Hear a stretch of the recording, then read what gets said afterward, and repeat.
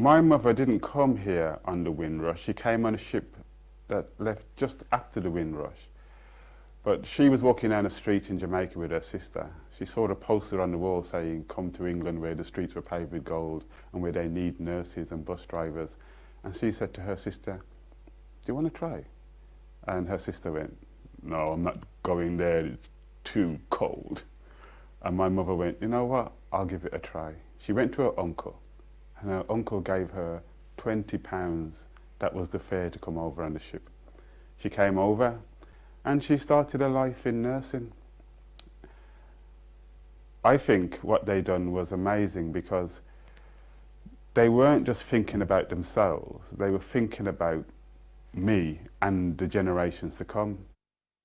I think people that came to this country on the Windrush and during that time were truly entrepreneur, business and enterprising people that were coming with something completely new that the British government were saying that come to this country because we want some of that. And what did they bring? They brought over that attitude that, especially people from my country, Jamaica, that were hard workers, that people that were willing to do the work and stick with it. My parents' plans was within 5 years was to get a job, buy a house, and send for 6 kids one at a time. Now, if that's not entrepreneurial, I don't know what is.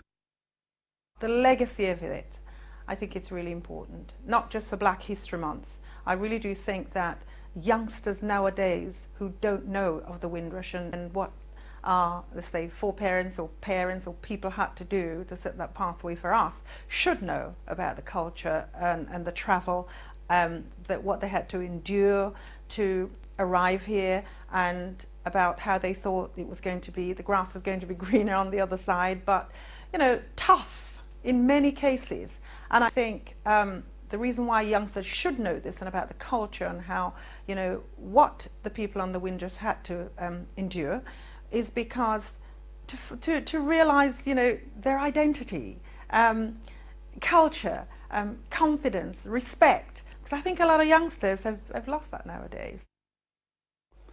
So all those things that people take for granted now, we really have to look back and say, you know, if it wasn't for pioneers before us, we wouldn't have the freedom that we have now.